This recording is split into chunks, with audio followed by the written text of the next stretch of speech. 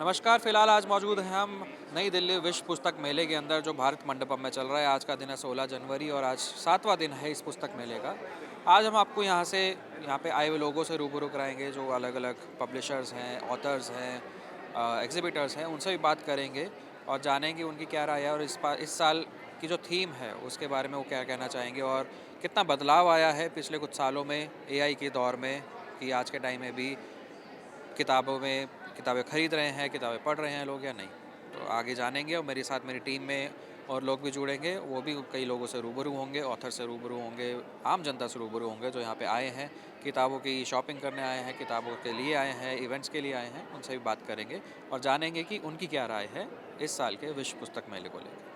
Hi, what's your name? Hi, myself Anshika Jain. So how you are feeling? I am feeling pretty good because यहाँ पे बहुत सारी books की variety और books देख के भी हमें बहुत नॉलेज मिलती है इंस्टेड ऑफ परचेजिंग भी। So basically Gen Zs को fictional ज़्यादा पसंद होती है नहीं, मुझे नॉन फिक्शनल पसंद है। और नॉन फिक्शनल में कौन सा ऑथर ऐसा है जो you like the most? Kind of Sudha Murthy आप देखें, सुधा मूर्ति मुझे अच्छा लगता है। So it's your first time coming here? This is my first time as in with working with the publication, and before that I come 2 times, but as a customer. How difficult it is to work in publication? It is not difficult. It is very interesting to work with the publication because as I am also a reader, so I am really loving working with my publication. So basically there are two more, fictional and non-fictional. From my perspective, I like fictional more. So what's your perspective on that? I also like fiction more than non-fiction book, but every book has a different genre, so everyone has a different liking. But for my point of view, I read fiction mostly. Ministry of culture Qatar के stall पे आप यहाँ पे एक बहुत नायाब चीज़ देखने को मिलेंगे। एआई का इस्तेमाल करते हुए कविता बना सकते हैं। यहाँ पे लिखा हुआ है कि आइए मिलकर एक कविता बनाएं। तो एक बार शुरू करते हैं इसको। तो ये आपसे कुछ सवाल पूछेगा, आपको कुछ शब्दावली देगा, उसमें से आपको कुछ शब्द चुनने हैं। जैसे मैंने यहाँ पे एक चुना, नीति चुना पहले, सबसे पहले। उसके बाद ये मुझसे पूछ रहा है कि यदि आप इनमें से किसी एक शब्द को किसी एक ऐसी भौतिक वस्तु में बदल सकते हैं जिसे आप हमेशा अपने साथ रख सकें, तो वह कौन सा शब्द होगा? तो इसमें मैं चूज़ करना चाहूँगा न्याय। तो दूसरा वर्ड मैंने न्याय चूज़ किया और तीसरा क्वेश्चन मुझसे पूछ रहा है, तीसरा सवाल पूछ रहा है, इनमें से कौन सा शब्द किसी कविता की अंतिम पंक्ति के रूप में पढ़ने पर सबसे अधिक हृदय विदारक होगा? तो इसमें मैं एक चूज़ करना चाहूँगा भाईचारा। न्याय, भाईचारा, जिसको हम अंग्रेज़ी में बोलेंगे एथिक्स, जस्टिस एंड ब्रदरहुड।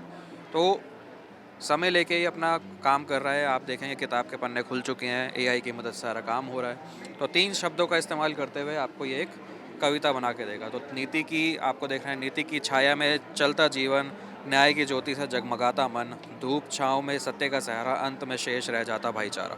तो 3 शब्द मैंने यहाँ पे दिए थे और 3 शब्द से इन्होंने एक कविता बना के दे दी है। तो एआई का दौर जो है वो चल रहा है, एआई काफ़ी ज़्यादा तरक्की कर रहा है, तो वो बुक फेयर के अंदर भी हमें देखने को मिल रहा है कि एआई से रिलेटेड स्टॉल्स और एआई से रिलेटेड टेक्नोलॉजी भी यहाँ पे देखने को मिल रही है। You know, you are visiting the book fair related to that, and so there's a simple question कि as Gen Z के हिसाब से what do you prefer more, doom scrolling on social media or like reading books, and reading online or reading offline books like physical books? I think so that doom scrolling is, however, inevitable in today's time, but I would prefer people to start reading because it's like a great habit to start with, and reading like opens like so many worlds, and it's so much better than watching reels 24/7. And even though I try to manage my time between reading and doom scrolling, I try to read the books in physical copies. I do not prefer online books. When I am broke because I'm a student, I do prefer reading PDFs, but whenever I get a chance, I just want to get a hard copy, yeah. Prefer करते हैं e books को पढ़ना ना, तो आपको क्या लगता है, ई बुक्स ज़्यादा अच्छी लगती है या बुक्स ज़्यादा पढ़ना? There is no comparison to the real books when it is in your hands and you are reading it. तो comparatively तो बिल्कुल भी कोई chance stand नहीं करती e-book. And if there was a message that you would like to give Gen Z about books, आप क्या देना चाहोगे?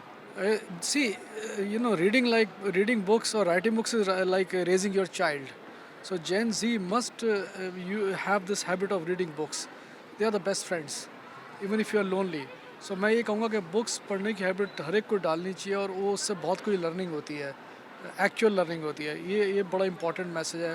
तो जेन जी को और जो आजकल नया जेन बेटा है, जो भी है जेन अल्फ़ा है, उनको सबको ये एक मैसेज है कि बुक्स ज़रूर पढ़ा करें और जितनी हो सके बुक्स पढ़ें। बहुत अच्छी हैबिट है, बहुत अच्छी हॉबी है और उससे वो बहुत आगे बढ़ सकते हैं लाइफ में।